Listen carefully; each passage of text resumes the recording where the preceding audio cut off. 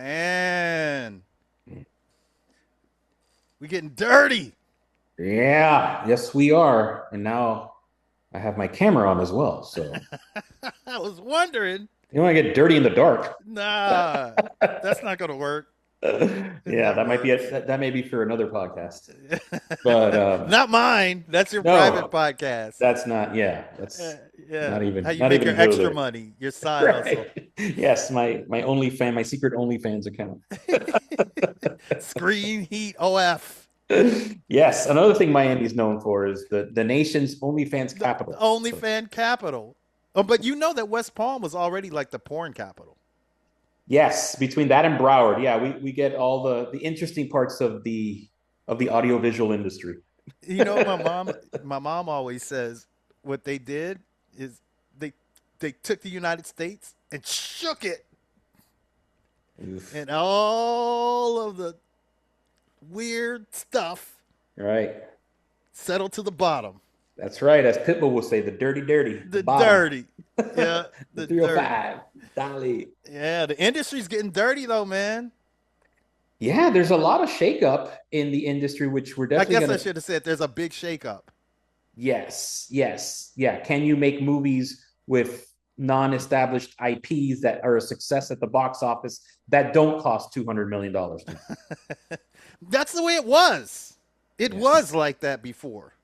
it Then here was. comes Tentpole and Marvel and all that stuff that changed the game. But it looks like it's going back and bringing the youth back with it. So that's cool. We'll talk about this after the cut, but we got to give some love to ourselves. I'm Kevin Sharpley, I'm Joe Martinez.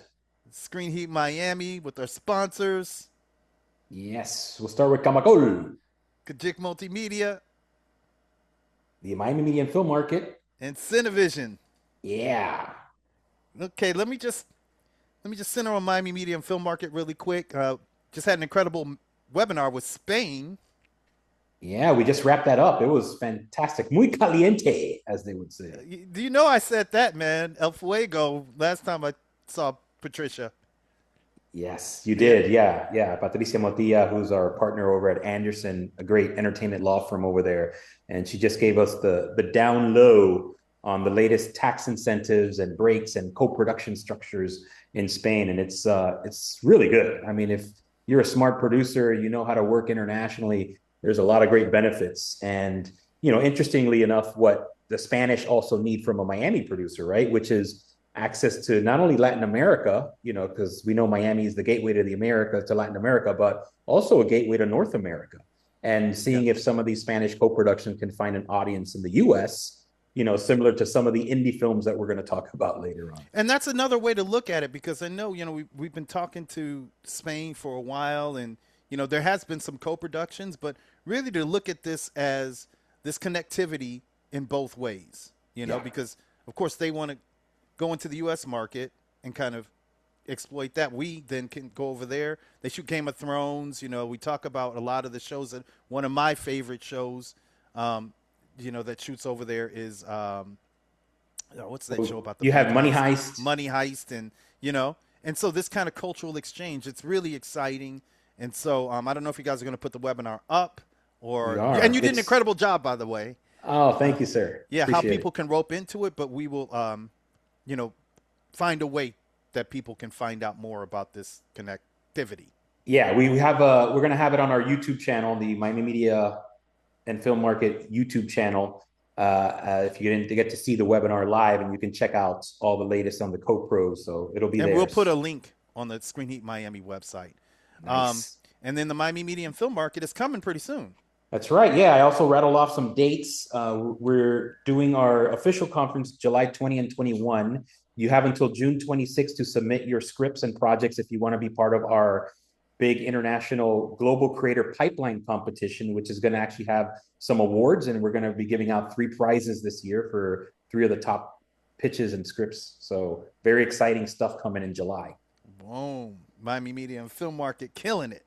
Yeah. Now, I have to say, Cinevision and the Black Film and Media Group, which is the sister organization to Cinevision, killed it over the weekend Oh, yeah. because we had Miles Mussenden, who's in some of my favorite shows. He's been in The Walking Dead. Doom Patrol, DC, Marvel, Cloak and Dagger, big arc. He's one of the only actors to have had 3 different roles in Marvel and a role in DC, if not the only actor. So that's pretty incredible and pretty dynamic. But also, big shows, Queen Sugar. One thing, he was in the industry before this happened, but this helped to spark his career, and he'll talk about it.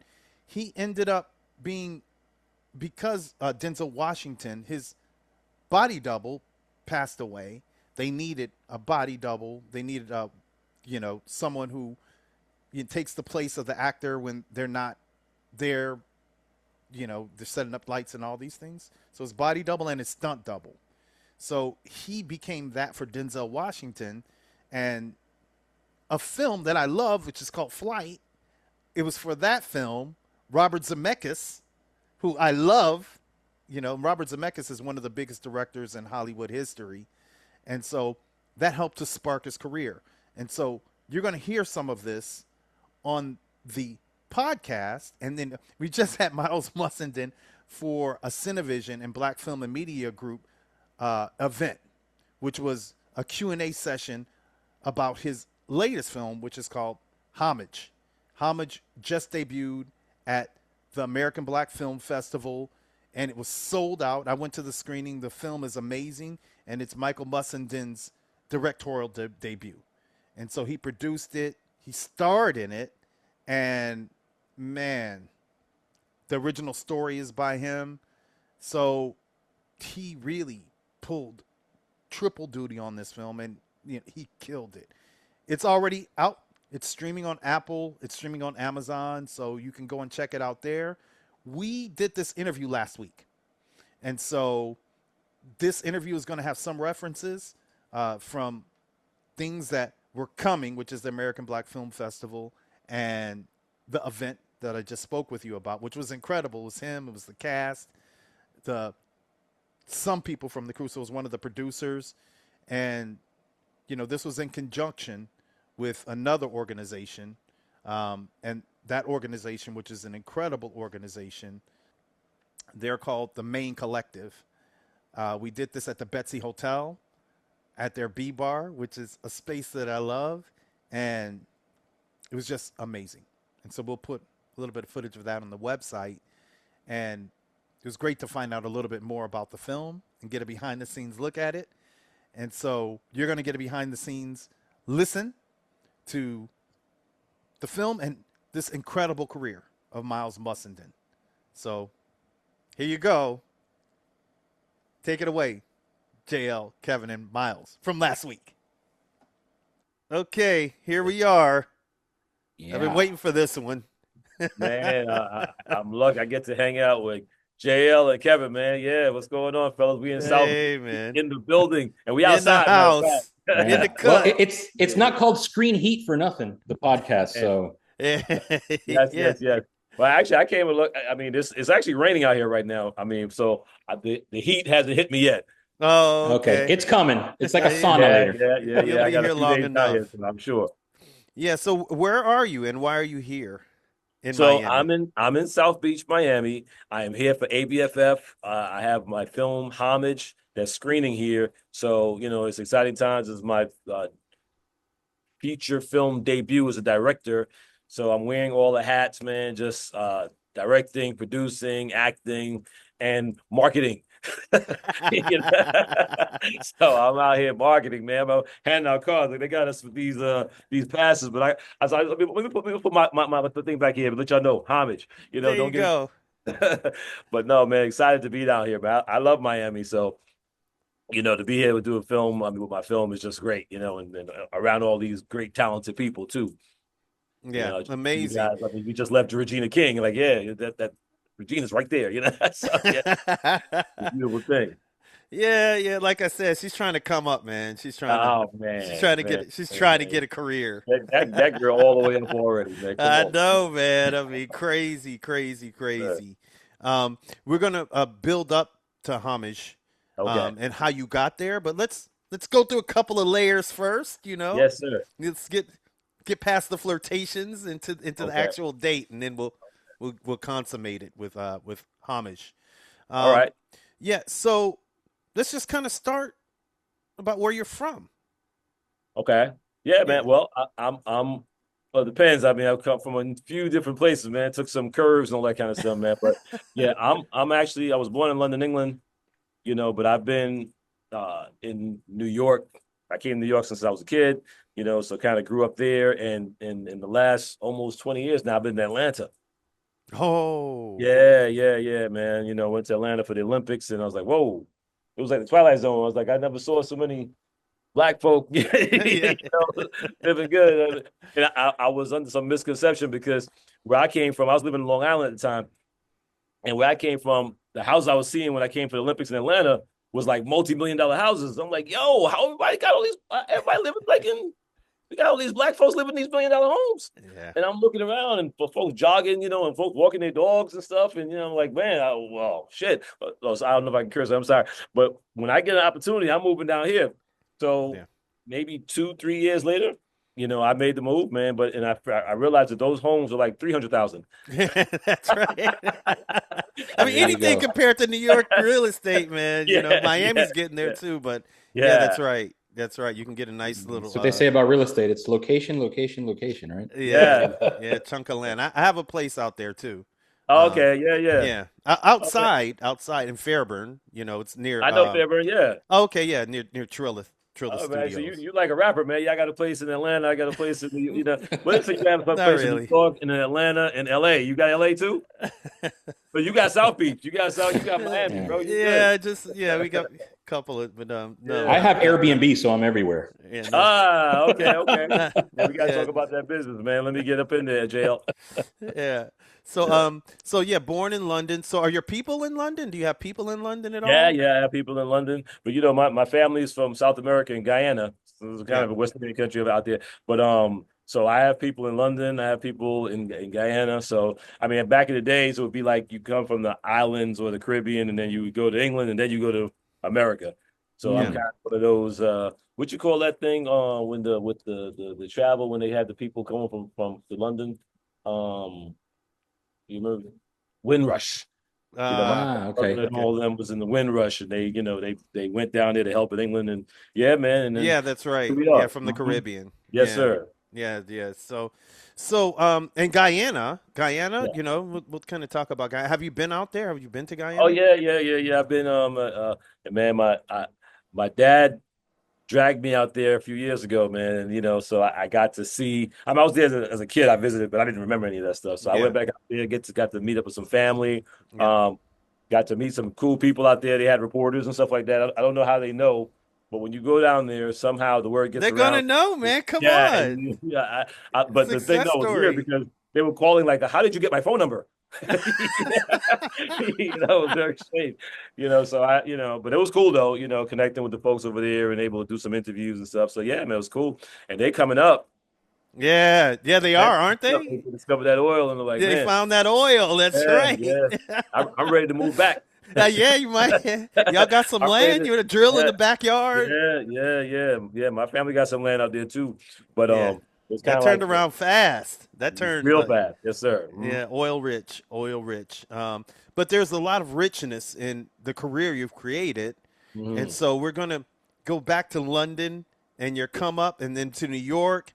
How did you come up in New York? What is that path that then led you to being in front of the screen? I know you had a little stint with music, or a big stint, because that's your Yeah. shop out ranks Yeah, in yeah, that. yeah, yeah, yeah, yeah, yeah. Man, you know what, man? I came to when I came to America, we moved to Vanderveer Projects. So I don't know if y'all heard about that. It's probably nice Yeah, now. But the Veer, had its so I mean we moved we jumped into the belly of the beast. It was rough out there, man. But as a kid, I don't know if I fully realized it until later, but yeah, man, I was acting from when I was a kid actually in grade school. But the neighborhood I come from, if you want to be an actor, that was kind of like corny, like an actor. It's kind of like, yeah. Um, so because of that, I don't know, I guess peer pressure or whatever, I kind of moved away from it. And music though was cool, yeah, so I don't know, I guess music is somewhat, creative, still in that creative space. So it's kind of adjacent to, acting, man. So I did I moved over to music, and then I met a girl, when I was young, and she was in the music business. She used to, and one thing led to another, and she became my girl, became my artist, and then became my wife. So Oh, Oh, wow. yeah. So we had She we had kept getting promoted then. she kept getting promoted, man. Yeah, she kept getting promoted, and then she still manages to keep hanging around, man. Mm. So now we got 30 years in, but I mean, Wow. but when you get that acting bug early, man, as a kid, it's like it kind of just hangs around, man. So no matter what I did, I kept finding myself getting drawn back into it. yeah. Did you work with So Shabba Ranks? Did you? Yeah. yeah. I went with Chaperone because I had a record company. Back in the days, I don't know if your audience knows about records. So before the DVD, before CDs, and what was the Vinyl MP? is the fastest growing sector in the industry. Now it's a multi-billion dollar, like Oh, I did hear the yeah, vinyl was vinyl making is a the comeback, biggest. man. Yeah, Yeah. it's All the right, biggest well, growth man, check industry. out Two Friends Records, buy some records. I got Dennis Brown, I got Shabba Ranks, I got, Gregory Isaacs, the whole thing. Wow. Oh Yeah, man. yeah, man. Yeah, Yeah. man. So yeah, man, music became my thing, so I spent a few years going and working in Jamaica, and I used to do hip hop and reggae and all that kind of stuff, but mostly dancehall reggae music. And it was cool, man. But I always found myself, no matter what would happen, I would kind of get drawn back into doing acting stuff, just little things here and there and there. So, I mean, I'm actually a drama school dropout, though. I dropped out of Academy of Dramatic Arts in New Mm. York, because it wasn't cool enough. Oh, Mm. it wasn't Yeah. cool enough. Well, you made it cool. You made Yeah, it cool. yeah, You made hey, a you man, made hey, a man. career out of it. So I know that you were a stand-in and stunt double for Denzel Washington. Yes, So was sir. that your way into the industry? Man, yes and no. Yes, because I mean, it saved me and let me stay in the industry. What happened was I moved away from music, and because I always seemed to be on the verge. So even though I might have been, having good fortune with working with some big artists like Shab and these guys and riding around in limousines and all that kind of stuff, I wasn't really making money though. You know what I'm saying? So it just always felt like I was on the verge of something big happening. Like when they wanted to, when reggae music was crossing over. And I remember like when the big American companies wanted to sign artists, they wanted to sign Shabba, they called me, So that was a MCA. He ended up going with Sony, and I was dealing with some stuff at the time, so I really couldn't be part of that. So when I was in Atlanta, when I moved to Atlanta, I moved away from the music stuff. I was doing real estate development, and so I had properties around the country, and we had the freaking Great Recession or whatever they want to call it, where properties was just losing half their value, and I had builders that I used to work with for a long time that couldn't close on properties, so now I'm carrying properties, all over the place, and I thought I could wait it out, and that was a severe, fatal error mistake. I Mm. couldn't because I spent all my cash trying to hold on the properties, and I actually went bankrupt. Oh. So at the time, like, man, if I have to start over, then I'd rather do what I love to do. And Mm. I used to do plays and stuff like that in my spare time. I would just because I liked it. Because like I said, I would always get drawn back to it. So I said, well, let me see if I can. I couldn't do plays because I need to make good money because my wife, she has expensive taste and all that kind of stuff. And so I had to find a way to make some kind of money. I said, okay, well, maybe the film and television industry. So how could I transition over to do that? I still needed some money to come in because I was like bankrupt for real, for real. So what ended up happening was I said, okay, well, let me jump in and learn, get an agent. I started doing this stand-in work. It wasn't paying hardly anything. It was like $150 a day at the time, but I feel like it was like on the job training. You know what I mean? I just did it to learn film. I knew how to act because I used to do it in theater, but I didn't know film and television. Jumped in there, started doing stand-in work at Tyler Perry Studios, actually. And to learn the ropes, learn. And then the opportunity came because when I was doing stand-in work, I would do it like all out because my purpose was to understand what the actors are doing, understand. So I would learn all the lines. It was just like being the actor. And the stand-in, when an actor is doing like their makeup and hair and this and that, the stand-in is on the set playing out the scene so that the director of photography, the director can kind of see how it's going to run and how it's going to play and how it's going to look. So I would do it as if I was the one with the role. And I had a little team, and everybody kind of joined in. And so we were full out going out and doing these things. Anyway, the word got out. So when Denzel, his stand-in died, unfortunately. Yes. And so Denzel needed a stand-in. But that time, though, I was already kind of weaning off of the whole stand-in thing and started working as an actor, small independent projects and stuff like that at the time.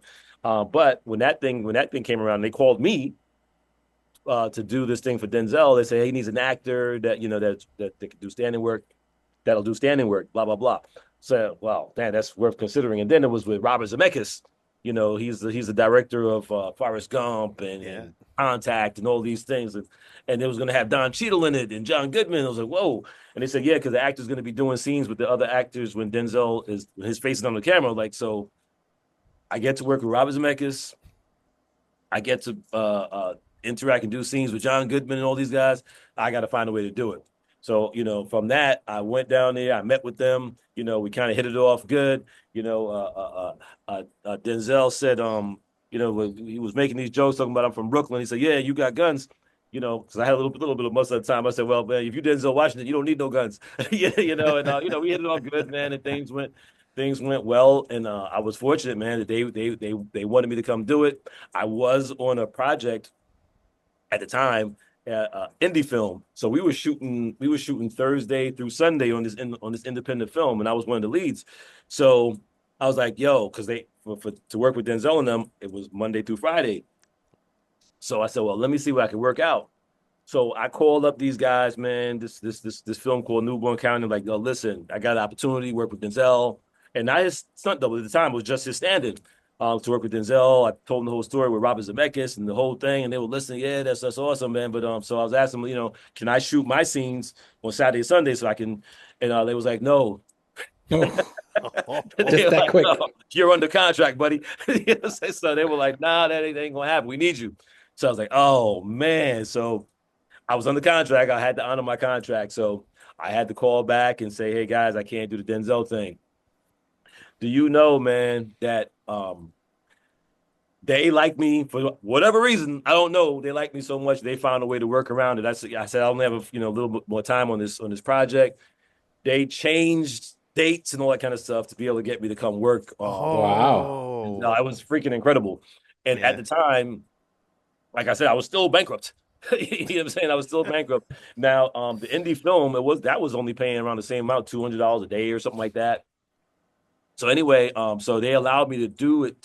So I was doing both, and working. So I was working every day, and eventually, even after the film, I finished the film because I was bankrupt and with the Denzel thing, I'm thankful for it. I was making around that same amount, $150 a day, if I remember correctly.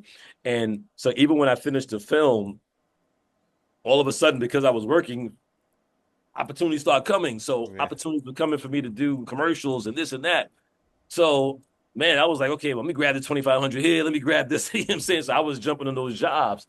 And but they wanted me to be there all the time to do the Denzel thing. So it started to become a little bit of a issue. So they wanted to put me under contract. Oh.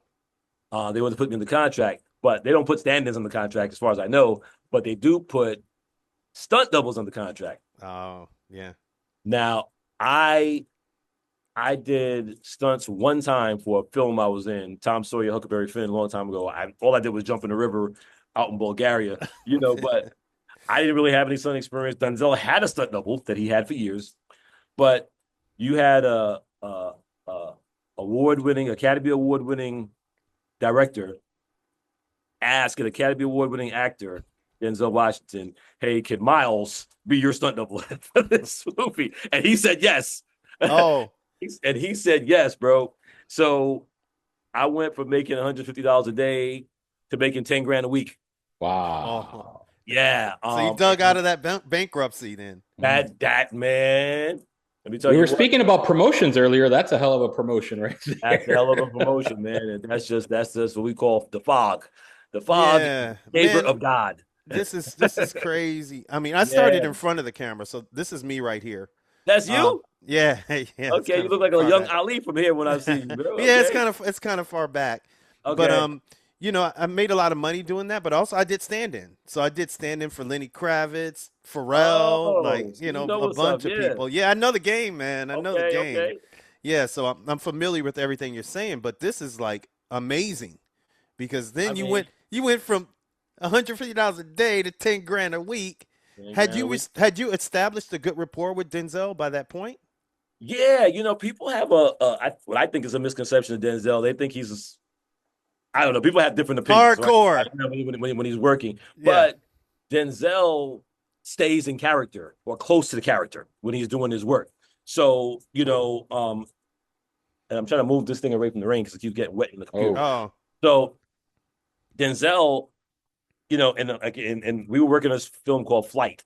And in this film, love that movie. Sorry. okay, yeah. So his character was a drunk and a bit of an asshole. Yeah. So when Denzel was doing his when he was staying close to character, he's a little bit, abrasive. method. But other than that, when his character's up or when we're not shooting, he's light. He's cool, and so we had a great relationship. Yeah. You know what I'm saying? I had a really great rapport with him. And man, it was again for me, he was a blessing. And also like I saw like we had some scenes with like it was like hundreds of people as extras and all that kind of stuff. We had a big courtroom scene, but people would look at Denzel like he was some kind of god. It's really weird and it's really spooky. Matter of fact, I saw him at I saw Denzel before I knew him, before the standing working on stuff. I was at a fight. It was a Tyson fight. I think he was fighting Riddick Bowe, what that British guy. I don't know. It was in Tennessee. Yeah. It was a big boxing match in Tennessee. And so I saw Denzel walk in, and dude, people were acting like he was like Jesus just came in. Yeah. It was really bizarre, man. So I just that's got to be some kind of mind trick. You know what I'm saying? So if Yeah. you're trying to get character, and people like are acting like you some kind of it's so I feel like he has to protect the character. Yeah. Mm. So I Yeah. understand it fully, and I mean he does. That's how he brings us these great characters Yeah. Yeah. because he protects it. So I mean, to me, that's the trade off. Yeah. So, you moved through Flight. Did you continue as his stand-in stunt double? You were already doing other things? because I was already an actor at this point. Yeah. You were already I doing was things doing. I before now that. became an actor. And then with the Flight, it just gave me so much confidence now because I'm doing it, and I was like completely in sync with Denzel. It was really kind of weird. We were like in lockstep, so and to the point where like Robert Zemeckis would be me, Robert Zemeckis, and first AD, and we would be going scouting locations. Like, okay, hey Miles, yeah, what would Denzel do here? What we would put out these scenes, and he would kind of get an idea what's going to happen with the scene. So now I'm literally working, with Academy Award winning director. We're like going out and driving to this place and that place. But so what happened was though, because even when we wrapped, they flew me out to LA, introduced me to the casting director and all this kind of stuff. We shot this in Atlanta. But I just started getting work after that. Yeah. You know what I'm saying? I just started getting work as an actor. So, I was like, I had a mentor, Greg Allen Williams. He's like, man, you got to decide, man, you a stand-in or you an actor? So, I mean, I love Denzel. In fact, he's doing a film. I don't know if it's announced yet. He's doing a film in Africa. So I know I did audition for a couple of the roles actually, but I'm like, man, I wouldn't mind even if I had to be a stand-in, maybe going to Africa. I mean, I'm going to say it. Maybe you can't say it, but from what I understand, he's going to be in the next Black Panther. So really, that from what I understand, I don't wow, know. If that's I wouldn't be surprised, man. Yeah, that's from what I understand. I can't say, it's not you confirmed. definitely learn a lot. I mean, how Officially, can you Screen not? Heat Miami confirmed, but Okay. yeah, but Yeah, so yeah. so then now you're doing other roles. Like you're on a roll. You're out of bankruptcy, So you're right. Is that right? You're out of bankruptcy. I'm climbing out. Climbing out. Things I told you, man. You forgot, Kevin. I mean, remember? So, but I'm close because I do. You know what, man? It was crazy because at the time, and it's actually normal now, but at that time, I had gotten my monthly expenses down to like $9,000 a month, and like I feel like I couldn't get it any lower. But that's still a lot of money at the Yeah. time anyway. You know what I'm saying? That's still a lot of money, and until you don't have any money. So now Yeah. you don't have no choice but to get it down. But so it took some time to climb out, and like even with flight, even though I was getting that money every week, the most of the money came like after overtime, because I got Right. residual, all that kind of stuff. And again, that's what kept me in the game, Mm. So because the gigs I was getting, I started working as an actor, but I was getting smaller parts. You know what I'm saying? They were Right. like, okay, a couple of days here, a couple of Yeah. days there, and that type of thing. But that held me down because there was a stigma also attached to doing standing work. So if Yeah. you were standing, it was hard to get acting jobs because Yeah. they would see you as a stand-in and kind of Yeah. like stay in your place kind of thing. Yeah. You know what I'm saying? So I end up getting agents. I had like 8 agents, man. I had agents all around the country, man. You know what I'm saying? So I mean, Yeah. because I had to I had to break through. And it's Yeah. something like because I used to, I had some success in business before. When you're used to, you feel like you can always do it. If Yeah. you made money at one point, you feel like you can Right. always make. So it's like you just got to grind it out, figure it out, hustle it. So I went and got agents everywhere. Okay, y'all see me as a standing. Well, guess what? These people don't. Yeah, you know what Yeah. I'm saying. So in Virginia they don't. In New York they don't. So I went in all those other markets and end up the thing that started giving me a hard time. Being a stand-in actually helped me because being a stand-in for Denzel helped me because it made me a better actor and it put some money in my pocket to get me out of bankruptcy. And it also because the casting directors, the local ones, some of them, it was actually the ones that kind of look like us. I don't know. They kind of Yeah. kept me in a box for some reason. I don't know Yeah. why. You know what I'm Oh, saying? wow. Yeah. But when I started going into these other markets, I started getting work, and I started getting work, more and more and more and more work. And to the point where it was a conflict because I would get booked, double booked, and stuff like that. And it was just on and popping. But the folks in my own hometown, there was some cast directors that was feeling me, so I giving me work in Atlanta now too. So I was Yeah. like freaking all over the place except Black Hollywood. Black Hollywood, I don't know. They wasn't really giving me love. But that's all Yeah. right because that again, I was out there, and that's how I ended up more mainstream and doing Marvel and all other things. You know what I'm saying? Yeah. So So yeah, I want to get into that. What would you say is the role that you're like, okay, I got this role. Boom, I'm good. I'm moving, up to this next level. yes. Okay. Well, there's one particular one I would say it is, but there was a a preemptive one. My very first role was on this TV role was on this show called Army Wives. Yeah, I know the I did show. a It's a couple great show. episodes of that, and they were searching for a long time to find somebody to play this role, and somehow it just hit right. Struck a chord with me. And at the time, Greg Allen, who was mentoring me, we just did this audition. Went great. And doing that, that episode opened a bunch of doors. That's why even to this day, I'm still playing a lot of like authority figures, in law enforcement, that type of thing, because my very first role was that, and that was on Army Wives. Yeah. So that was one thing. But the thing that I thought, like, okay, boom, I'm here for now. I'm not going nowhere. I'm good. Was Cloak and Dagger. Yeah. When you get in Marvel, I mean, you're thinking, okay, we good now. You know what I'm saying? So I mean, I was in Marvel a few times, but this time I was a regular. When you become a series regular on any show, matter of fact, um, but not nonetheless Marvel. And that was a whole experience in and of itself, man, because I remember I got a call after I got the show. I was like working a lot too at the time. I was working on like just again here and there, a couple episodes here, a day or two on this show, and I was in New York auditioning for a Blacklist, and Another show I love, by the way. okay, But yeah, keep going. yeah. So I mean, this is before I got on the show. This is like early days of Blacklist, and I was leaving, going to go jump on a train, meet another actor, and he was telling me about this dude Joe Pakaski. Hey, you got to meet this guy. You got to work with this guy. He's a producer and blah blah blah. We had this whole talk about this guy. I don't know why he felt like I need to meet him, but that's what he was telling me.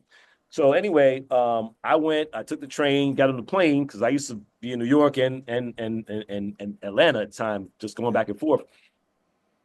And I realized that my agent was trying to get in touch with me, and different people getting in touch with me. And when I realized it, oh, I didn't even know I auditioned for Marvel because they keep everything a secret. Oh yeah, Yeah, right. Yeah. everything is a secret. I didn't even know. And it's like, hey, you got to go to LA for a screen test and da da da. When? Oh, was it Friday? I don't know. I think it was like the 2 days after. I said, well, no, I'm working on I, Tonya. You know what I'm saying? I was working on the movie in Atlanta. That's why I was heading back to Atlanta. I got to work on the movie. Great movie too, I, Tanya. Yeah, I That just did a little Academy Award winning cameo movie. in Yeah. there. And Yeah. anyway, man, but it all worked out, and I ended up getting that role in on Marvel, and I never forget. I couldn't tell anybody; it was all the secrets, so it was all bottled up. And I'm like, man, the only person I could talk to is my wife, and my agent. So we're talking about it, and You can only tell them the story so many times. yeah, So, no, yeah, we find a yeah. different angles, we find a different ways to tell the story. But so we had I got a call from Jeff Loeb. At the time, he was number 2 at Marvel. So he called me and just to check in and like, hey man, how you doing? I'm in New Orleans now because we get ready to shoot. And like, hey man, yeah man, I'm good. I got to tell you, man, I'm the world is spinning right now. Just Yeah. in this world of Marvel and all that stuff. And he was like, man, he said, Miles, I just got to tell you, man, this is an opportunity to do your best work. And Marvel is a family. And he gave me the whole spiel, man. And he said, I'm gonna tell you 3 things that will change your life. 3 words that'll change your life. Welcome to Marvel. Oh. You know what I'm saying? So like it was like, yo. So everything kind of quieted down. Yeah. The whole world got quiet for me, and all the spinning and talking to my wife and talking to my agent, all that kind of went away. And I just, I don't know. It was like almost just like a spiritual experience. Actually, it's just really weird. And I just focused in, man, on the role and what I had to do. And yeah, man. But that once I got that role on Marvel, even though it was short lived because it only went 2 seasons, I blame the marketing. Maybe that's why I'm out handing out flyers right now for my movie. But it went 2 seasons, but becoming a series regular on a Marvel series and, got me to be able to go do red carpets all in LA and all the things, all the interviews and all the things. So that kind of changed my status in the industry.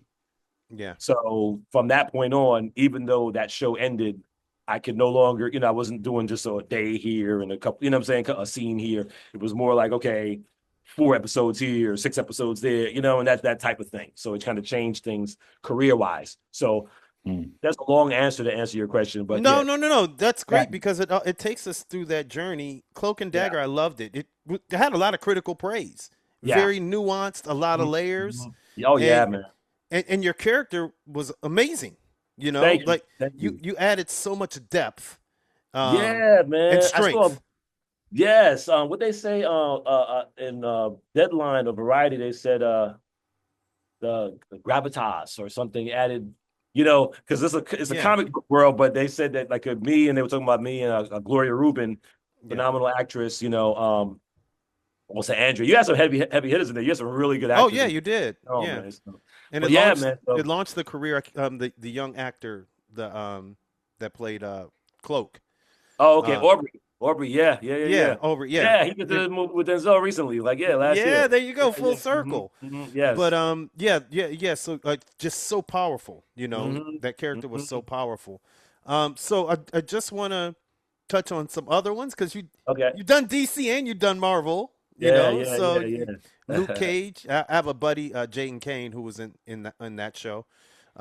Spider-Man: Homecoming, and you did DC Doom Patrol, which is another show I loved. Oh man, yes. Yeah, your character was amazing in Doom Patrol. Thank you, man. Thank you.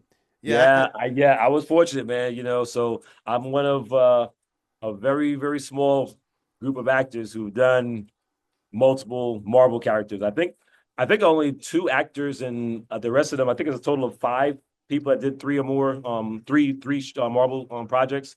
But I think they're all directors. I think one other actor. So me and one other actor. Yeah, and the universes. Yeah, my wife is always here. making sure I did things right.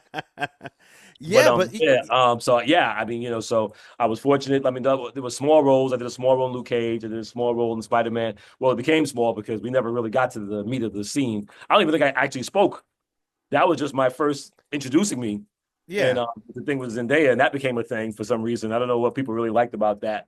The whole all I did was like this, and it became a whole internet thing. It was this is really weird.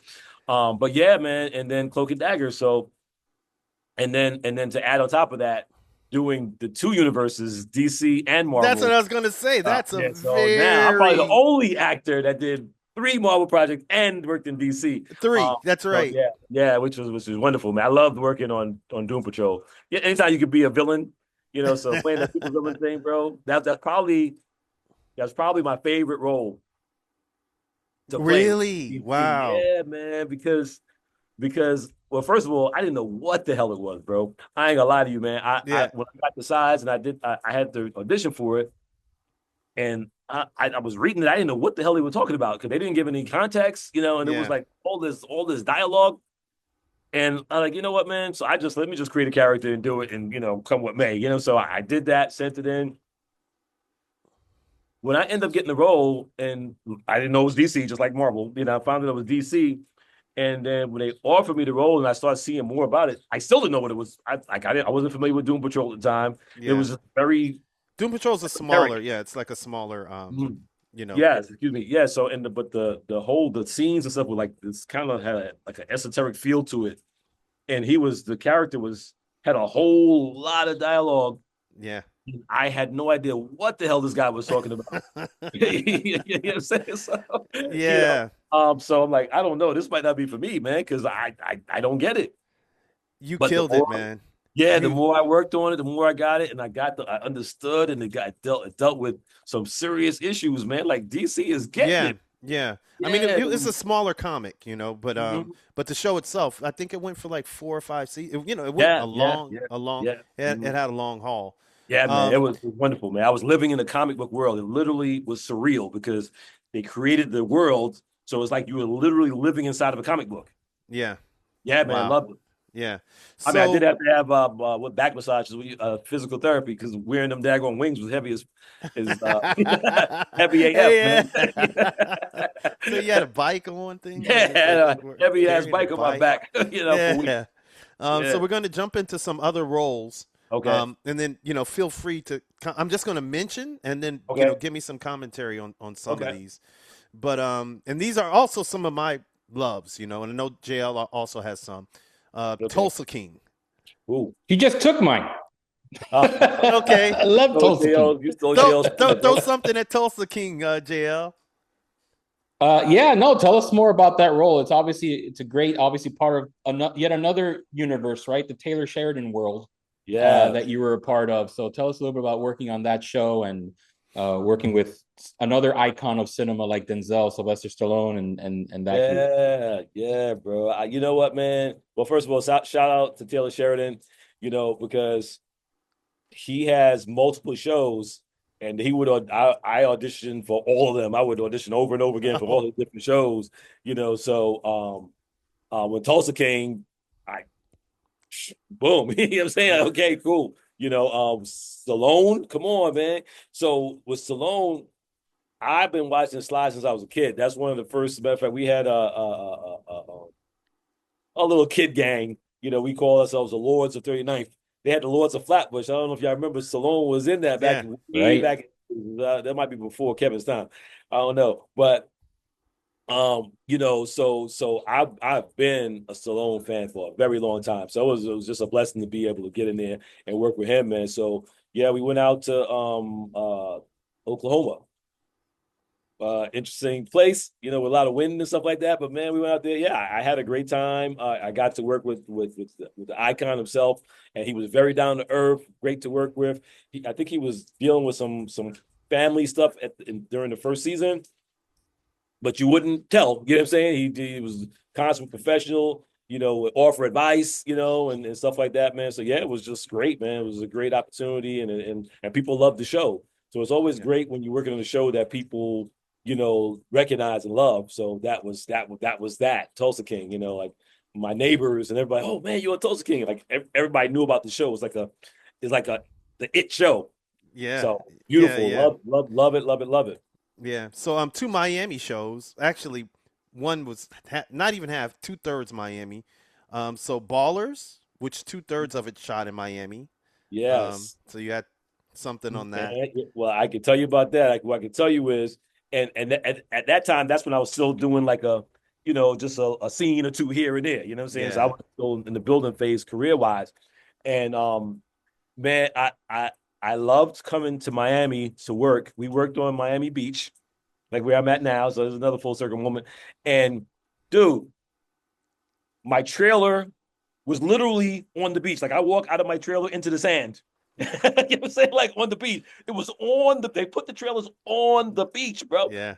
So come on, man. How could life get any better? I mean, The Rock, DJ and them, they was living Yeah. their best life, man, because that was every day for them. So Yeah. I got on there. I loved it. I got to work with The Rock. And I got a little funny story about working with him. So we were doing our thing, man. I don't know if I could tell the story. Well, okay. Well, I make it in a nutshell.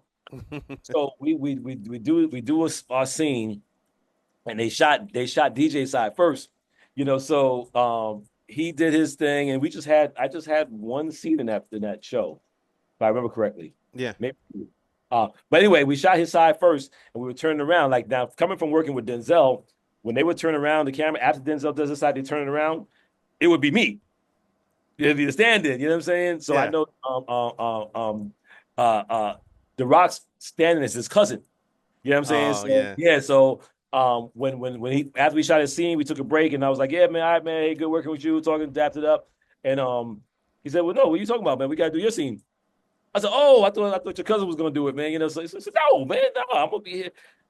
He said he would never do that, and he went on to give me a story, man, about when they was doing Get Shorty, and I won't mention their names because it's big actors, So, but there was one actor, he did that where when it was hit after they shot his scene, he bounced, and the other actor was pretty big too. And he was pissed off about it. You know what I'm saying? Like, yo, you know what I'm saying? Yeah, because it changes the energy a little bit of the scene when that happens. Yeah. When I worked with Denzel, we were in so in sync. I don't think it changed the energy because I just was, I don't know, I was him. So, but anyway, that was funny, man. For The Rock to just tell that story, really down to earth, great guy to work with, man. So that was a pleasure. It was another highlight at the time, career wise, to be able to work with him. Yeah, it's really cool, man. Like, I was in Haiti with Josh Brolin and Diane Lane and Maria Bello and these people. Yeah, and Josh Brolin was telling all these stories, like crazy stories, man. Oh and, man, I think a lot of people don't realize, these people, they're people, and so, just like we're talking right now, you've done all these big things, but it always boils down to people are people. Yeah. So I'm sure. The Rock is from our alma mater, the U. That's right. University Sly of too. Miami. Okay. By the way, hold on. What's the U? That's the University of Miami. Oh, yeah. Yes. They have a pretty good football team again. He played football. Yeah, he played football there. I didn't know Yeah. that, man. Okay, Championship team and everything. Yeah. He was big. Okay. I have to mention Bloodline because again, it's Key West, yeah, but your backyard, man. Yeah. I was forgot about that, bro. Yeah, that was a long time ago. Yeah. But I do want to bring it around to Homecoming. So, what was the build towards becoming a filmmaker yourself? I mean, man, it's hard enough. I'm a filmmaker too. Yes. It's hard enough writing a film. It's hard enough directing. Producing is hard. But producing, writing, directing, starring in? Yeah. Tell me about, how this all came about and, a little bit of background about the film. Okay, yeah, man, for sure, man. It's I was always, I had ideas. I don't consider myself a writer, but I always had all these ideas of films that I wanted to do. Not necessarily direct, not necessarily, but just kind of I had some ambitions of being a filmmaker. Small. So I would always create little things and create little stories, and I would work with writers. what happened was I ended up being really busy as an actor, and I'll be working a lot. You know, I would what you call a working actor, and I kind of work more than a lot of people. You know, but COVID came, and all of a sudden I found myself with time. You know, so like, oh, okay, so what am I gonna do with myself now? You know, and so all these projects I had, well, hey, man, there's an opportunity to work on some projects, and at the same time, I started getting just, I don't know, I don't know, man. I guess no matter with all my flaws, man, God be still looking out for me because I got a call from a brother, Alvin Williams. He got a studio in Atlanta called Cinema South, and he wanted me to come and like speak to. I don't know. He was doing they were doing some kind of program. They wanted me to speak to their students, something like that. And I was like, whoa, hold on. You said you have a film studio? Right, right. So I was, oh, okay. And then just the wheels started turning. Again, this was like, around the COVID time and all that kind of stuff. I was like, hey, man, I actually got some, things, ideas for films and this and that. We started talking. One thing led to another.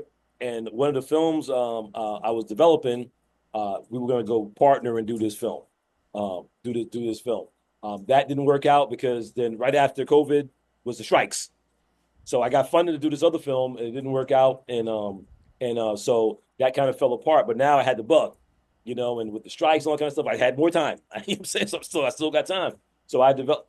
I had a friend, this rapper, and he used to always for years he'd been bugging me about doing a film about where we grew up at in Brooklyn, a little bit rough and all that kind of stuff. And he wanted me to do a film on that, and I wasn't really trying to do that. I said, man, them stories been told, and then over time, 50 started doing Power and all these other stuff, and they were like wildly successful. So it's like, see, man, I've been told you, man. Da, da, da. He's like, and he ended up getting the rapper ended up getting sick. I went to visit him in the hospital, and I just felt like, man, he wanted me to do something, about the community, for the community, for us, by us, and now he might not even make it. But when he recovered, I saw he was gonna make it. I said, you know what? I'm gonna shift my focus. This is the film I'm gonna do. So I created a film because of him and wanting to do something for us. Because I usually really work in the mainstream, Marvel and Bloodline and all this kind of stuff. And I never really was fully embraced by Black Hollywood. Yeah. So I like, okay, well, I'm gonna, there's a saying: go where you're celebrated, not where you're tolerated. You know what I'm saying? So that's a great one. I'm gonna remember that one. I like that. Yeah, man. So they would celebrate me in the mainstream. Okay, let's go. Let's rock it out. I'm gonna do Tulsa King. I'm gonna do Marvel. I'm gonna do DC. I'm gonna do it all. I'm gonna do all that. But so this made me feel like, okay, I'm gonna do this for us, for the hood. For the and so that's how I kind of start fully engaging and going straight forward for homage. And so I just created it. So I didn't write it. I wrote the story. And I hired a writer, Diane Diaz, great writer. She was doing a lot of those African films, but she's a really good writer, and she's from Jamaica, so she kind of understood because this film has has some Caribbean roots to it. So she understood some things that I needed somebody that could understand, and I brought her in, and man, we spent a year and a half or so chopping up, talking every day. My wife might have thought I was cheating. I'll be talking to Diane day and night. It'll be early in the morning. I'll be in Hawaii. I'll be walking to the beach, just having a conversation with Diane about the characters and about the story, man. And yeah, we got it done. And the rapper guy that was pushing me to do it, he ended up being busy doing other stuff with his matter of fact, he was on tour with 50. So I ended up having to recast, still told a story from our background. It's just some of the characters, some of the little things that come out, nuances, but I end up finding a guy, Major Hype, who understands that world too, because he's from Brooklyn too. He's from the same area too. So it's a certain language, because like I'm talking to you like this now, but it's, well, I can just throw in a little bit of Caribbean up in there, and that's kind of how we did our thing in Brooklyn. So I needed somebody that could understand that. And Major Hype did, man. So Major Hype jumped in there last minute, and like that he rocked it, man. He was like, it ended up being the dude for the role. You know, you watch the film, you're gonna say, "Oh, he the star." Right. You know, yeah. Oh, wow. And so yeah, but that, and then I was as far as because you asked me about directing, writing, producing, and starring. So because it originally was gonna be me and the rapper dude, and it was it's kind of based on because I kind of transitioned from being in the streets, all that kind of stuff, to being a clean cut kind of guy. So I kind of use that as a basis, because I'm a little bit square. I guess some people consider me a square, right? Weren't a square, then you Yeah, I guess full I'm a square. homebody, man. I don't go out too much. Man. I've been married for 30 something years, Um, and I base it kind of around that, man. But I not on the panel. I was listening to this panel, and there's a friend of mine. She's a director, filmmaker, Gina Blythewood. She did this movie called she did a bunch of movies, obviously, but one of my favorite movies, Love and Basketball. Yeah. Yeah, and a bunch of other stuff. She just did the Queen. What's that movie with the Queen? Woman Queen, Woman King, Woman King. The Woman King, yeah. Woman Great King. She's movie. done tons of stuff, man. Just a brilliant, filmmaker. And she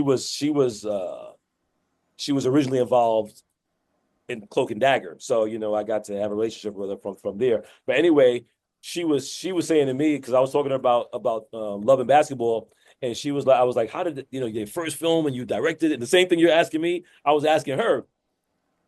And she was saying, well, she knew it. She just, you know what I'm saying? She knew the story. She knew, so who better to tell it than her? And Yeah. she told me that if that's the case, that I need to direct it. Mm. Yeah, she said, direct it yourself. Wow. And it's like, wow, I never thought of myself as a director, but okay. You know what I'm saying? Nothing Okay. like an actor's director, man. Yeah. It turns out I got a pretty good knack for it, man, bro. So, I never thought of it. Those, like, I spent 2 years doing standing work, but remember, I spent months and months and months walking around, riding around, sitting next to Robert Zemeckis, Right. Yeah. one of the best directors ever. You know what I'm saying? And not to mention Mary Lou Bella, just all these different directors that I've worked with. Because when I was a stand-in, and even Tyler Perry, because that's when I first started doing stand-in work, I worked with directors for years. Yeah. Yeah. That's what helped me, So, man. When I was in front of the camera, I was always all around the set, talking to the electric, the grips, everyone. And so, once I really I wasn't got even into thinking it. about it from that perspective, though, Kevin. Because to me, I was acting. Me either. But Yeah. I mean, you pick up all these things. So like Yeah. so now like it's like, dude, like directing felt like second nature. Yeah. Yeah, it felt like second nature. And then, like you said, like an actor's director or something like that. You said, but I know how to communicate with actors. Yeah, that's right. An actor's That's one of the director. things that a lot of directors have trouble with. And then also, I work with some really great directors, but I also work with some directors that were like not that great. You can learn either way. That's right. Yeah. But when I heard how much directors get paid, like what? Yeah. You know what I'm saying? It's like, what? That's how much I get paid per episode? I was like, oh, hell no. And you don't even know what you're doing? You get paid for that? What? I could do that. Oh, hell, yo, hold on. This acting thing, I might have to rethink this whole damn thing. Nobody ain't telling me this. This is like a well good kept secret. Yeah. There you go. Yeah. So, tell us about the film, what it is, a little bit about your co-stars, and Okay, yeah. the ABFF. Okay, yeah, man. So Homage is about a couple who tries to help an old partner in crime get back on his feet. But they quickly learn that he's trying to bring them down to their knees. So, we got some guys that grew up in Brooklyn together, man, and came up. They got in trouble as kids. I remember doing this interview and somebody I guess they knew a little bit about where we grew up and all that kind of stuff. And they said, well, how come the people, the young people of your generation, got in so much trouble? And and I said, man, it's like what I coined the Tarzan principle. If you understand Tarzan, you should. If you raise a bunch of kids in a concrete jungle, you shouldn't be surprised when they act like an animal. You know what I'm saying? So, if you understand why Tarzan is the king of the jungle, you know what I'm saying? Because he was raised there. You know what I'm saying? So it's the same thing with us. So anyway, these guys came up and they were influenced by where they came out of, and they end up getting in trouble. And I don't want to give too much of the story away, but they get in trouble, and one gets out a lot earlier than the other. And when the other finally gets out, he kind of blames the other cat. He kind of blames my character for copping a plea, and because he felt like, well, if you didn't cop a plea, maybe I wouldn't have had to spend 27 years in jail or whatever it is, and It's trouble. So he has his own little agenda, that he feels like to make things right. Let's put it that way, man. So I'm already feeling it. I'm feeling. Yeah, I'm yeah, feeling man. hot. I'm feeling Hot. hot. Yeah, man. It gets a lot of stuff going on there, man. In that. So there's a little bit of a revenge thing going on and all that kind of stuff, man. And so Major Hype, who's actually a comedian. Yeah, big deal comedian. Yeah, big comedian in the Caribbean community, man. But again, he just understood that Brooklyn Caribbean. He understood the world. He came in, man, and played a hell of a villain, man. And he hyped it. He hyped yes, it up. yes, he killed it. And then I had Nadira Shakur, and Nadira's from Texas, good old hometown girl, man. But her character is married to my character Marcus, so they're good homebody, good clean, just living the corporate world, man, living the good life and doing their thing until things get a little ugly. Go off the rails. Yeah, things go off the rails. Man, it's a hell of a ride, man. We got a bunch of people. We got Julie Mango, who is another Caribbean comedian. So she came in and she came and did her thing and rocked it out too. So we got Julie Mango, we got DeMarco, the singer. I love my life. You got a bunch of songs. So DeMarco came in there, rocked it out with a cameo, and then a surprise, dude. This kid, man, Ruben Shaw. Now I don't know if you guys familiar with Morgan Heritage. They're like a Caribbean, a really big Caribbean musical group, and he's like their nephew. So I got a bunch of these Caribbean folks in there too, American though. So it's like, we're telling a American story, but it has these Caribbean roots to it I wanted to seep through, you know what I'm saying? And it gives a different flavor. You know what I'm saying? So, and this is not like this film, like because one of the things I didn't want to do was kind of glorify violence and all that kind of stuff. I'm just not with that. I think we gotta change the narrative. We gotta change, so. But at the same time, I understand people like story. They like, certain things. So you got all those energies, but it's not being promoted. You know what I'm saying? But I mean, it is what it is. You have Casino. You have The Godfather. You have Scarface. It is what it is. Yes. American Hustle. Yes. So, yes. But if you tell a story right, that, kind of raises the bar, then it's a different thing. Yes. And you talk about raising the bar. That's one of the things I was telling my man when I was originally going to do this film with. It was like, yo, this is not like some of them films you see where, this is going to be a high quality film. I've been around for a while, so I can't just do anything and just put anything out there. It got to be, the quality got to be so. There's no distinction between you seeing this and you seeing, any level film. You know what I'm saying? You're going to see, I don't know if you guys watch the trailer, but you're going to see high level, you know what I'm saying? This is, I mean, I'm used to working with, I don't know how to say this humbly, but I work with, Academy Award. No, but you already said it. Yeah, I mean, you already said it. Emmy Award winning directors. Yeah. I mean, like, I literally on the phone with Emmy Award winning directors. You know what I'm saying? Yeah. Talking like, hey, the show. So, I mean, I couldn't come out there with some half-cocked thing. You know what I'm saying? So, I had to come right, man. I forgot your question, but, No. You already answered the question. So, this is great. But that's just reminded me. So, two more people I got to make sure I mention. There's a lot of people I got to mention, but Mason Douglas, they played like the younger version of us, him and this guy named Noah J. Wood.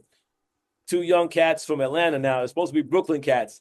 So it took some work, but man, they had the heart though. They had the heart and they put the work in, man. They gave us that Brooklyn flavor that we needed. I was a little nervous, but the dudes, they was in their bag, man. And Mason, he's used to playing certain role. He played Tupac in that Tupac biopic and all that kind of stuff. So Tupac Biggie, yeah.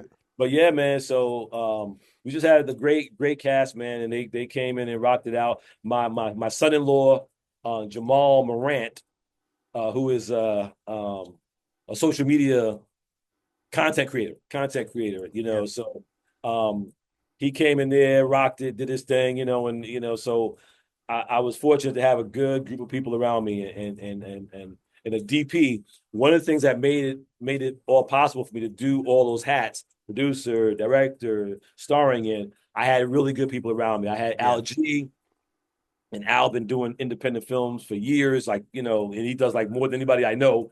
And he introduced me to the DP that I had, Maverick, and Maverick just, you know, dude, he's just able to move quick because the way my budget was working, I ain't have months to go shoot this film. You know what I'm saying? So I had to do a quality shoot in a short window. You know what I'm saying? So he just knew what he was doing. He was on point, and he found ways to get it done quickly. So man, that's these are my guys, man. This is my triangle. You know how they got, you got the Trinity. Yeah. They ain't holy, but you got so When you're on set, they are. yes. I'm the director. My director. So I'm director. You got the DP, cinematographer, and you got the first AD, which is Al G. Boom. You know what I'm saying? Like them. You know what I'm saying? And then, but I got multiple, because before that it was me and the writer and the producer Samantha. So me and Diane and Samantha. You know, and then on set sometimes it's me and the actor and the, you know what I'm saying, and the DP. So you know, there's a bunch of trinities in this thing, man. But yeah.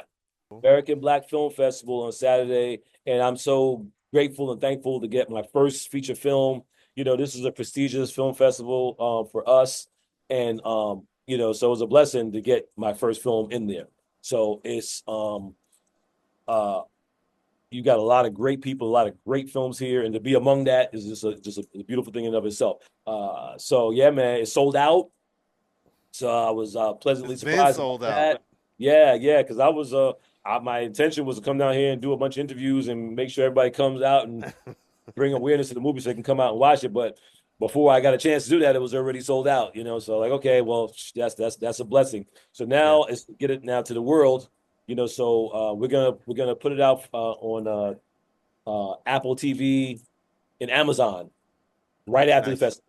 Wow. Yeah. So yeah, right after the festival, go on Amazon, Apple, and then we'll see what happens next. I mean, I got a few people we're talking to stream on some other platform, but that's what's going to be available immediately. Yeah. Pre-order it today. You know? This is an incredible interview. Thank you for taking the time out. You know, I know that you know, you're here with the ABFF and, you know, doing all those things. So I really appreciate you taking the time out, man. My pleasure, Kevin. Thank you for having me. Yeah, and you know, we enjoyed it, man. It's raining. We found a spot. You know, that's why I'm sitting. I had to find like a right underneath there, so I'm not getting wet. But you know, but we doing the thing. We getting it done. Yeah. So I'm glad audio, because I'm like leaning back and I've been moving this thing around. Yeah, I have to give a shout out to the organizations that are sponsoring the event, the Main Collective and the Black Film and Media Group. We have to give a shout out to the Betsy Hotel that's hosting us. And so, shout out to all y'all, man. We're giving the industry love, man, giving the artists love, man. And, you know, thank you. No doubt. Man, what a powerhouse. Yeah, and so down to earth. I love these guys that make it so far. You know, obviously as he explained in the interview, he struggled a lot. You know, he was doing well in real estate and then hit, you know, the crisis, right? The mortgage, he had to reinvent himself. And it's funny because the one sure thing, right? Investing in real estate and development, all that you think is going to just support you forever, ended up not. And it was a creative industry, a creative career, acting, that got him back on his feet and got him back in the game financially as well, which is incredible story that he was able to turn that around and have such a great career, starting basically as a double, a stand-in, a stunt guy, and then just taking on all these other roles and just continues to have one great show after another. So, and now directing and making his own movies, just a great journey, a great guy. Yeah, tremendous success. He was actually before, this is funny, man, he told this in the Q&A, but he was doing, you know, this whole kind of, you know, coming in before the thing that happened with Denzel Washington, coming in and doing, some extra work and some stand-in work and these things and some small roles before the Denzel Washington thing. So he was already, in the career. And what he said is, this is a funny thing. He was pulling up to these gigs in $100,000 car. And everyone was like, how? And as you heard in the podcast, he was already, kind of well off. He was still had to climb out of that hole, but he was already well off before he took that sacrifice. Right. And he took the sacrifice, and now he's reaping the benefits. So there you go, Miles. More power. More power to you, brother.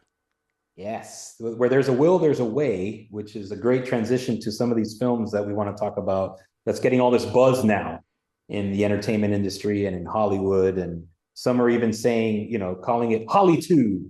This is the era of the YouTube creator gone big. And this is all brand new. We've never seen such small budgeted films do so well at the box office, right? I've never heard of Hollytube. Yeah, Hollytube. Hollytube.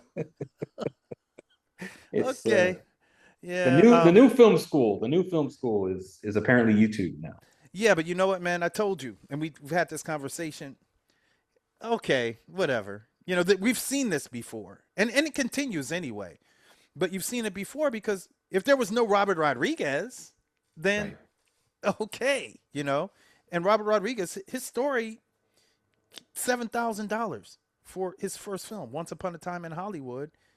He sold his blood, for research. Once Upon a Time, money. Right. In Austin, Texas, raised $7,000 to do this tiny film called El Mariachi, right? Then he even wrote a book about it, right? Making feature films at used car prices or something like that. And that launched his career. That got him noticed by everybody in LA. And then he kind of turned that character into a franchise, right? With Antonio Banderas and made a career out of it. But, true to his roots, he never really fully got into the Hollywood thing. He always stayed kind of in the Austin area, started his own kind of studio there. He went on to do bigger movies, as we mentioned, including, something that's more in like the bigger kind of superhero genre with Spy Kids and that kind of thing. And that made a ton of money. And that originated with him. He did the music, they did the VFX at his studio and all that. Yes. Yeah. So he was able to build a real Hollywood career by making these smaller things in Austin and just kind of doing things his own way. And so the correlation now is, instead of going out and making the El Mariachis, do you make something that goes viral on YouTube? Use that as your springboard into the industry, right? Yeah, but I do want to say something. I want to say two things. There is a connectivity. We have to give a shout out to our alum. He's now partners with Alexis Garcia, who you can listen to his podcast, Alexis Garcia, who lives here in Miami. And so they partnered and they went on this platform called Republic and raised some money connected to other creators to help to make their films and their projects. So they're paying it forward now. And see, it's a multiplier effect. And when people are like, this is it, this is new, even back in the day, there was Blair Witch. The Blair Witch Project that they made. Speaking of Florida boys, that was $30,000. Right. UCF grads, I believe, that went to the film school in Central Florida, raised $30,000 and went off into, the forest somewhere and shot this found footage film, and that was actually at the early days of the internet, right? Where they did use sort of some viral guerrilla digital marketing, the whole idea being that this wasn't a fictional story. This was found footage that they were going to basically put into a theater, and you see what actually happened to these kids who got lost in the forest and this witch that went after them. And that was the whole part of that really fun marketing campaign that they put. And that sparked the found footage, that whole movement. That whole movement of found footage horror movies. Absolutely. Yeah. So there is newness in this, in that, they're finding some of their audience on YouTube and, generating from YouTube, but look, I'm just going to go from project to project. Liminal, I knew about Liminal before A24 even came on board because it's part of my job, my company. We're a multimedia company, so we're always tracking. Yes, we do entertainment and all that stuff and films and all this, but on the other side, we do branding. So we have to track trends. And so games and all these things. And so Um, that filmmaker, he used Blender, which is a tool. It's like a 3D tool to make these back rooms, is what he called them, back rooms, and then turn that into it's like a horror kind of, Mm-hmm. little mini ecosystem. And then that ecosystem became super popular. Used Reddit to spread the word, and it just blew up. So it wasn't just YouTube. He used a lot of different tools. Right. That's what, and this is what I'm saying. Like filmmakers, creators, they're going to use the tools that they have at hand. And so for me, this is really the filmmakers, the content creators using the tools that they have. It's not like, it is revolutionary in that YouTube is that tool, and YouTube, kind of goes back and whatever. But, Liminal was produced by A24. A24 at this point is a Hollywood company. Even from the start, it was, because the guys are from Guggenheim Investments and all these things. They were, it's not like they were, scraping from the bottom of the barrel, putting together A24. Right. Yeah, these were money guys, financiers. They put this company together, just as, the Weinstein Company was kind of unwinding or just kind of coming down off of their glory days. They filled that hole. They filled that hole of the new Miramax or the new Weinstein Company, and created these really cool indie prestige movies that got the Oscar buzz. And obviously one of their first big hits, speaking of our Miami shout outs, right? Moonlight was, I believe, the first film they actually invested in, as opposed to distributed. Obviously invested and distributed as co-producers of that. And we all know what that did, and launched the careers of two great Miamians, right? And Terrell McCraney and Barry Jenkins. Terrell Alvin McCraney. And before that, Spring Breakers. So Spring Breakers, another Florida project. That's right. But, A24 just grew and grew and grew and grew. And so they picked up Liminal, but they already have a machine, And so they do, but look, it's still a challenge in today's marketplace to take this movie, right? I guess the original, the final title is The Backrooms, right? Kane Parsons, very young director. This kid who, he got a $10 million budget. He had some known actors. Chiwetel Ejiofor. Yeah. So great actors who give amazing performances, which you need, I think, for a film like this to work. It really is the actor's tour de force performance that kind of drives the momentum. But still, $10 million budget, A24, yes, backing you up. You have this big following on YouTube that you're bringing with you as a filmmaker, and over $118 million at the box office. I mean, that's massive return on their investment. So, yeah. And then you have Obsession, which is made for $1 million. Right. Yeah. The tiny made budget. Over $100 million. Picked up by Focus Features, so that's, they got, I mean, looking like the numbers now, almost $150 million that they've gotten back on that movie. And again, young guy, maybe not as young as Kane, but he's 26 years old. And now he has a huge hit under his belt. And, some people are saying his next two projects in line, offering him 8 figures to direct his next movie, which I don't know if he knows what it is yet, but he's there. He's made it now. And this is another film that, again, huge return on investment. At the same time, it's interesting that when these movies are being released, as the summer blockbusters are starting to roll out. So right in the middle of The Mandalorian and Grogu, and the big sequel to Devil Wears Prada, movies that are generating a lot of money and buzz at the box office, to see these two more independent releases, art house, I guess you'll call them, coming out and just killing at the box office for a relatively small investment is interesting and hopeful. Maybe not because they're inventing the success of indie cinema, right? But because it's giving fresh blood into theaters. It's giving other young filmmakers a reason to keep pushing their projects. It's giving financiers a reason to roll the dice, right? So when you're out there with your decks and you're like, hey, it's The Backroom meets Obsession, and we're going to make it for $2 million, and look what that did. Hey, it put some wind in your sails, right? To get your projects off the ground. Yeah, but here's another thing. It helped to bring some of the younger audience back to the theaters. That's the big thing, is that Gen Z audience now that's starting to hit their stride and has a little bit of discretionary income. And a lot of folks were writing them off, saying They don't want to go to the movies. They only want to stream. They want to watch movies on their cell phones.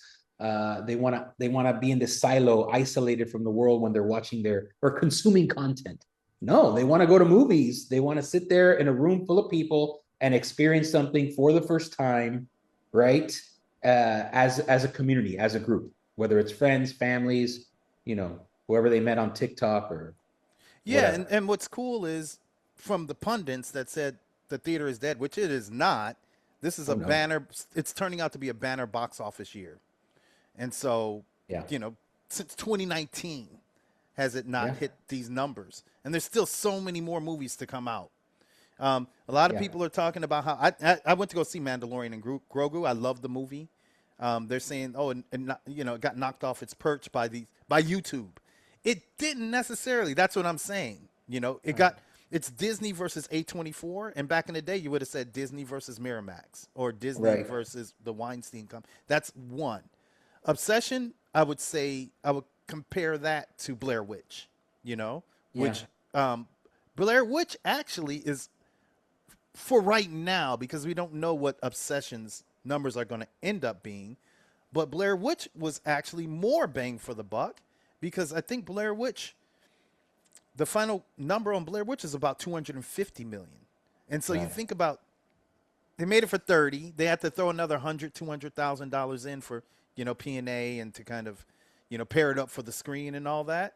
There was more bang for the buck with that particular film for right now. Let's see what Obsession does. I'm going to watch it over the weekend. But there is one this one is like more of a true expression of YouTube, which is Markiplier. So Markiplier did, and we talked about this at the last Screen Heat Miami. He did Iron, and we've been tracking it. So we've been talking about this before the film even came out. But we talked about Markiplier and Iron Lung. So Iron Lung did phenomenally well. That's also made almost 100 million. He made that for 3 million, and he four-walled it.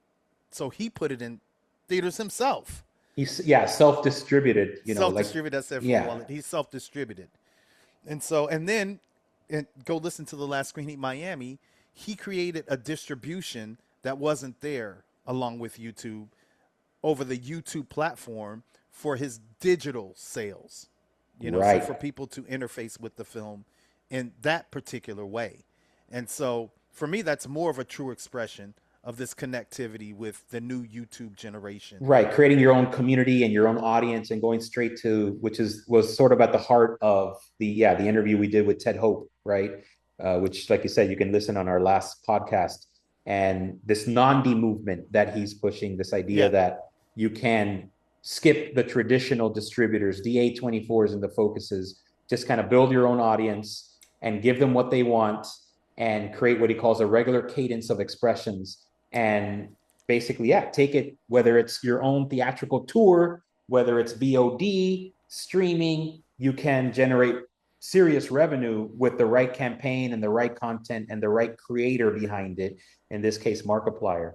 And I'm going to bring up something, Ted Hope, I'd love, I have to get back and connect with him, but Ted Hope is connected, as you relate to me, to one of my favorite producers of all time, Christina Vachon. Yes, they partnered on a lot of great indies together. And you all look up Christina Vachon, because she is the independent filmmaker, producer.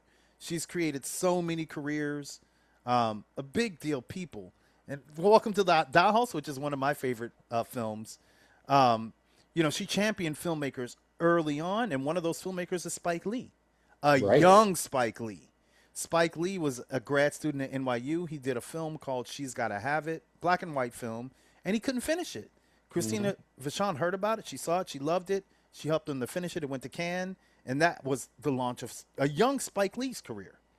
And so this is what I kind of caution when people are like, oh, yeah, this is something that is unheard of. It's new. It's fresh. It's cyclical.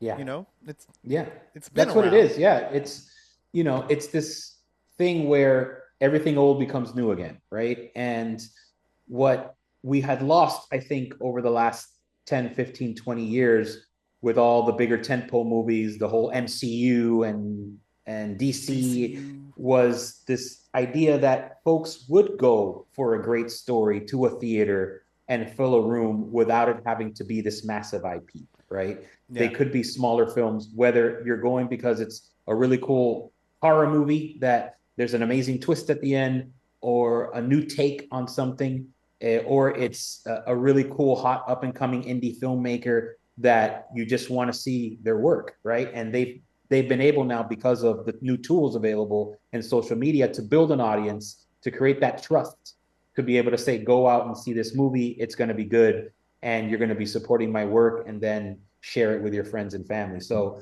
that is something that I think we're seeing that's making a difference, and it's leading us into what the next evolution of this industry is going to be, which, is not going to be unlike possibly the early 90s, the Sundance Kids and these indie filmmakers making a name. It's just the way they get there is going to be different, right? Power to the people. Right. Yeah. It's bringing your own audience. It's that community effect of saying, hey, I'm here because I'm supporting this filmmaker, not because, I'm backing this big studio release or whatever. It's because this is my guy or this is my girl, and she's making this amazing movie, and I want to make sure I support it and I share it with my friends and family. So, and there's different ways to get there, but at the end of the day, it's telling a great story and getting it out in front of a lot of people. But I love the fact that we're still doing it in theaters, that we're kind of respecting that place as a sort of, not to get religious, a sacred place to watch. It's our religion. What are you talking about? Watch stories unfold, that harkens back even before screens, right? When the cave people sat in caves under a dark light and lit a match and would tell stories and shadows on a wall. That was the genesis of all this. I still do that with my daughter. There you go.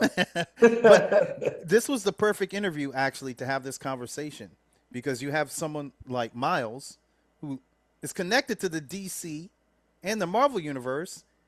And then the point of this interview, a big point of it, was his film Homage, which is an indie film that just debuted at the American Black Film Festival, sold out. And so we're looking for big things from that particular film. There's a lot more things in store with Screen Heat Miami. This is what, our 85th episode? Yeah, we're getting into our 80s now. So until our next one, I'm Kevin Sharpley. And I'm Jael Martinez. This is Screen Heat Miami, and we will hear you and now see you on the next one. Dale. Boom.